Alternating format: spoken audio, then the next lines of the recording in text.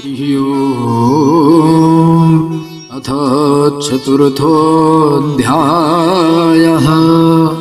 अथ ध्यानम् ॐ कालाभ्राभं कटाक्षैररिकुलभयदां मौलिबन्धेन्दुरेखाम् शङ्खं चक्रं कृपाणं त्रिशिखमपि करैरुद्वहं दिं त्रिनेत्राम् सिंहस्कन्धाधिरूढां त्रिभुवनमखिलं तेजसा पूरयन्तीं ध्यायेत् दुर्गाजयाख्यां त्रदश परिव्रतां सेवितां सिन्धिकामये सेवितां सिन्धिकामये। ॐ ऋषिरुवाच सक्रादयाः शूरगणा निहतेति वीर्ये तस्मिन् दुरात्मनि सुरा रिबले च देव्या तां तोष्टुभुः प्रणतिनं रसिरोधरांसा वाग्भिः प्रहर्षपुलको गमचारुदेह देव्या यया ततमिदं जगदात्मसत्या निःशेषदेव गणस ते समोहमूर्त्या तामम्बिकामखिलदे वमर्षि पूज्यां भक्त्या नतास्म विदधा तु शुभानिशानः यस्या प्रभावमतुलं भगवाननन्तो ब्रह्माहरस्य नैव तुमलं बलं च सा चण्डिकाखिल जगता परिपालनाय नाशाय चाशुभभया समतिं करोतु या श्रीस्वयं सुकृतिनां भवनेष्वलक्ष्मी पापात्मनां कृतधियां हृदयेष बुद्धिः श्रद्धा सतां कुलजन प्रभवश्च लज्जा तां नदास्म परिपालय देवि विश्वम् किं वर्णयाम तव रूपमचिन्त्यमेतत् किं चातिवीर्यमसुर क्षयकारि भूरि किं चाहवे सुचरिता नितवाद्भुतानि सर्वेषु देव्यसुरदे वगणादिकेषु हेतु समस्तजगता त्रिगुणापि दोषैर्न ज्ञायसे हरिहरा दिभिरप्यभारा सर्वाश्रयाखिलमिदं जगदं सभूता महव्याकृता हि परमा प्रकृतिस्तमाद्या यस्या समस्तसुरता समुदीव्रणेना तृप्तिं प्रयाति सकले सुमखेषु देवी स्वाहा शिवैपि त्रिगणस्य च तृप्तिहेतु रुचार्यसे त्वमत वजने स्वधाच या मुक्तिहेतुरविचिन्त्यमहाव्रतात् नाभ्यास्यसे सुनियते द्रियतत्त्वसारे मोक्षार्थिभिर्मुनिभिरस्तसमास्तदोषे विद्यासि सा भगवती परमाहि देवी शब्दात्मिका सुविमलगर यजुहां निधाना मुदगीतरम्यपदपा अवतां च साम्ना दिव्येत्र भगवती भवभावनाय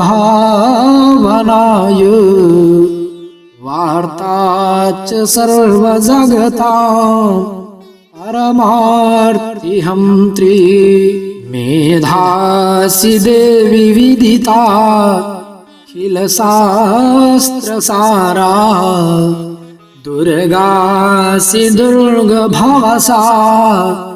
गरनौरसङ्गा श्रीकैटभारिहृदये प्रताधिवासा गौरी त्वमेव ससिमो लिव्रता प्रतिष्ठा ईशात्सहासममलं परिपूर्णचन्द्र बिम्बानुकारिकनगोत्तमकान्तकान्तिम् अत्याद्भुतं प्ररत्नमातरुषा तथापि वक्त्रं विलोक्य सहसा महिषासुरेण दृष्ट्वा तु देवी कुपितं भ्रुकुटीकराल मद्याच्छशाङ्कसदृश क्षवियन्न सद्या प्राणान्मुमोच महिष सदतीव चेत्रम् कैर्जीव्यते हि कुपितान्तकदर्शनेन देवी प्रसीद परमा भवती भवाया सद्यो विनाशयसि को अवती कुलानि विज्ञातमेतदधुनैव यदास्तमेतत् नीतं बलं सुविपुलं महिषासुरस्य ते सम्मता जनपदे सुधरानि तेषां न्यसांसि न च सीदति धर्मवर्गः धन्यास्त एव निभृता मजभृत्यदारा येषां सदाभ्युदयदा भवती प्रसन्ना धर्म्याणि देवी सकलानि सदैव कर्मा नित्याद्रतः प्रतिदिनं सुकृती करोति स्वर्गं प्रयाति च ततो भवती प्रसादा लोकत्रयेऽपि फलदा ननु दे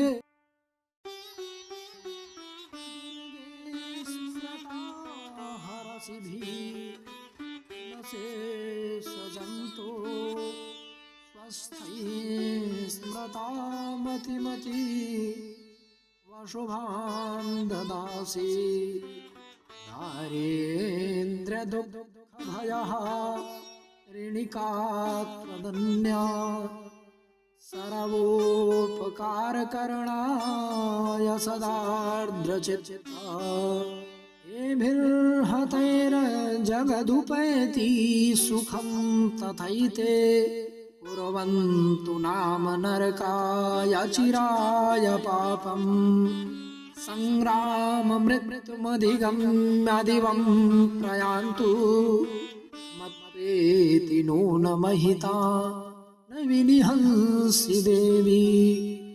दृष्ट्वैव किं न भवति न करोति भस्म सर्वासुरानरिषु यत्